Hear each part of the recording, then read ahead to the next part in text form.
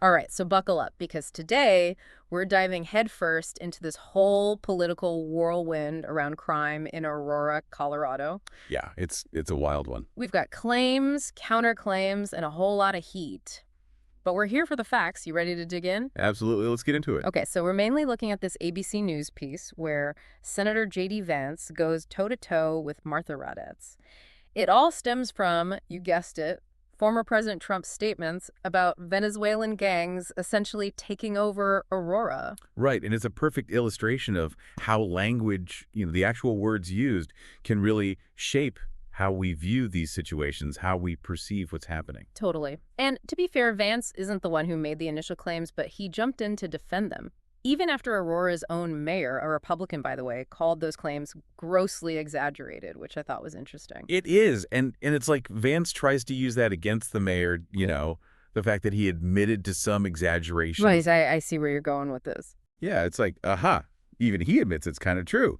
But there's a huge difference between a slight overstatement and gangs actually conquering a city. Exactly. Like saying, well, there might be one shark in the entire ocean, so nobody should ever go swimming again. Exactly. And that's where the danger of this kind of rhetoric comes in, because if we frame every issue in these extreme, apocalyptic terms, then it becomes impossible to actually have a nuanced, fact-based conversation about what's really going on and what solutions might actually work. Right, right. It's all about grabbing attention, not finding solutions.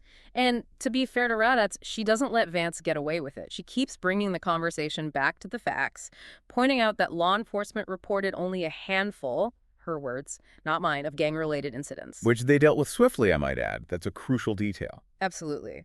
So we have this stark contrast. A handful of incidents versus this narrative of Venezuelan gangs conquering Aurora. And that's a prime example of what we need to be wary of as, consumers of news. Look for those emotionally charged phrases, the ones meant to trigger fear or outrage. Ask yourself, are they backing it up with specific numbers, dates, locations, sources, or just trying to paint a very particular and scary picture? It's about digging a little deeper, beyond the headlines and the soundbite. So, in your view, what's the real impact of this kind of rhetoric, especially when we talk about something as important as crime and public safety? Honestly, I think it's incredibly damaging.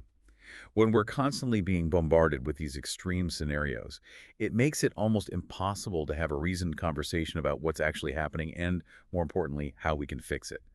It's like we're constantly reacting to the loudest voice in the room rather than actually stopping to think critically about the information that's being presented to us. Which brings us back to Aurora.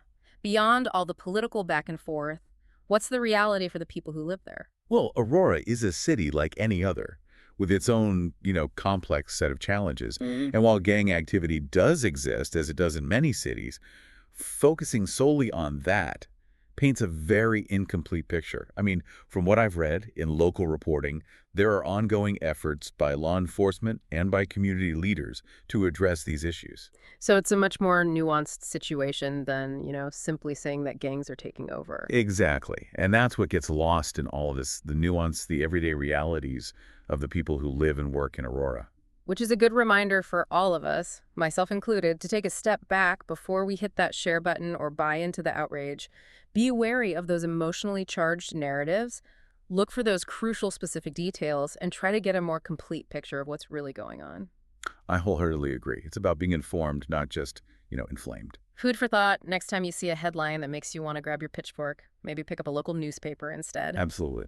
That's all the time we have for today's deep dive. We'll be back soon with another look behind the headlines.